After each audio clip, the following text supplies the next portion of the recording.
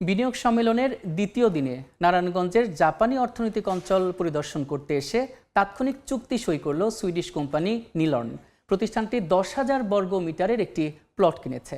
সকালে 2,500-এর বিএসইজেড পরিদর্শনে আসেন চীন, জাপান, সৌদি, আবুধাবি, যুক্তরাষ্ট্র, ভারত এবং প্রবাসী বাংলাদেশি সহ 36 বিনিয়োগকারী। এ সময় প্লট কেনার তাৎক্ষণিক চুক্তি সই করে সুইডিশ কোম্পানি। শুরুতে বিনিয়োগকারীদের সামনে বিএসইজেড বিনিয়োগের বর্তমান অবস্থা এবং সম্ভাবনা তুলে ধরে কর্তৃপক্ষ। এরপর তাদের বিনিয়োগ পরিবেশ, পণ্য সরবরাহ ব্যবস্থা এবং অবকাঠামো বিষয়ক খোঁজ খবর নেওয়ার কথা রয়েছে। পরিবহন এবং জ্বালানি বিষয়ক কর্তৃপক্ষের সঙ্গে আলোচনা করবেন বিদেশি উদ্যোক্তারা। বিনিয়োগ সম্ভাবনা ও জুলাই বিপ্লব পরবর্তী অর্থনৈতিক সংস্কার তুলে ধরতে বিডা আয়োজিত বিনিয়োগ সম্মেলনের অংশ হিসেবে বিদেশি বিনিয়োগকারীদের অর্থনৈতিক অঞ্চলটি পরিদর্শন করানো হচ্ছে। নারায়ণগঞ্জের 2,500-এ জাপানি বিশেষ অর্থনৈতিক অঞ্চল পরিদর্শন করছেন বিদেশি বিনিয়োগকারীরা। এই মুহূর্তে সেখানে আছেন সহকর্মী MS আরিফিন। সরাসরি চলে যাচ্ছি তার কাছে। আরিফিন,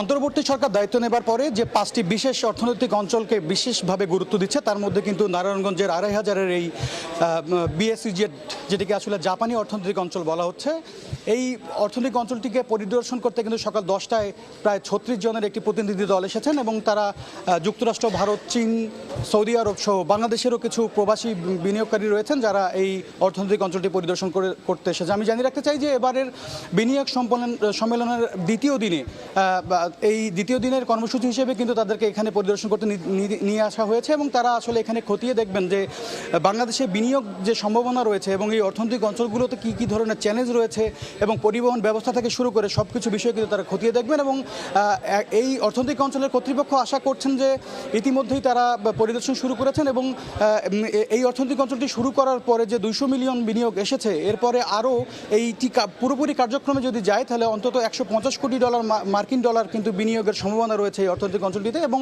এ কারণে এই বিদেশি বিনিয়োগকারীদের সফর করানো হচ্ছে এবং তারা এই অর্থনৈতিক অঞ্চলের কর্তৃপক্ষ আশা করছেন যে এই সফর শেষে আগামী 6 থেকে 12 মাসের মধ্যে অন্তত বেশ কিছু বিনিয়োগ তারা এই অর্থনৈতিক অঞ্চলটিতে আনতে পারবেন। এবং আমি আরেকটি বিষয় জানিয়ে রাখতে চাই যে এই অর্থনৈতিক অঞ্চলটিতে ইতিমধ্যেই তুরস্কের সিঙ্গার কোম্পানি কিন্তু একটি বিশাল বিনিয়োগ নিয়ে তাদের কারখানা স্থাপন করেছেন এবং তারা প্রতিদিন অন্তত 1000 ইউনিট ফ্রিজ এবং টেলিভিশন এখান থেকে উৎপাদন করছেন।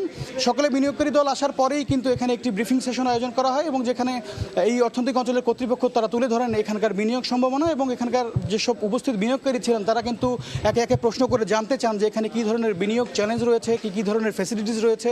এবং একই সাথে এখানকার কর্তৃপক্ষ যারা রয়েছেন তারা জানিয়েছেন যে মাল্টিমোডাল ট্রান্সপোর্ট সিস্টেম অর্থাৎ সড়ক, রেল ও নৌপথের যে কানেক্টিভিটি, অর্থাৎ আন্তর্জাতিক বিমানবন্দর থেকে শুধুমাত্র 40 মিনিটের দূরত্ব রয়েছে এই ইপিজেড অঞ্চলটিতে। এছাড়া চট্টগ্রাম বন্দর থেকে কিন্তু 250 কিলোমিটার যে সড়ক পথ রয়েছে সেটি কিন্তু খুবই সহজ এবং সহজ যাতায়াত পথ থাকার কারণে কিন্তু এই অর্থনৈতিক অঞ্চলটিতে বিনিয়োগ সম্ভাবনা হিসেবে দেখা হচ্ছে। এছাড়া আরেকটি বিষয় জানিয়ে রাখতে চাই যে এবার কিন্তু বিডা অর্থাৎ এই বাংলাদেশ বিনিয়োগ সম্মেলনের আয়োজক প্রতিষ্ঠান বিডা তারা কিন্তু এই আয়োজনের প্রধান গুরুত্বপূর্ণ বিষয়ই রেখেছেন বিদেশি বিনিয়োগকারীদের এই অর্থনৈতিক অঞ্চলগুলো পরিদর্শন করার। এবং তারই ধারাবাহিকতায় গতকালও কিন্তু চট্টগ্রামে বিনিয়োগকারীদেরকে পরিদর্শন করানো হয়েছে এবং আজকে এই পরিদর্শন করা হচ্ছে। তো নারায়ণগঞ্জের এই বিনিয়োগ অঞ্চলটি থেকে আমার কাছে এই মুহূর্তে ছিল সব শেষ। নারায়ণগঞ্জের 2,500 থেকে সরাসরি যুক্ত ছিলেন সহকর্মী MS আরিফিন। এবার অন্য প্রসঙ্গ, রেমিট্যান্সের রেকর্ড গড়ার পর গেল মার্চ পর্যন্ত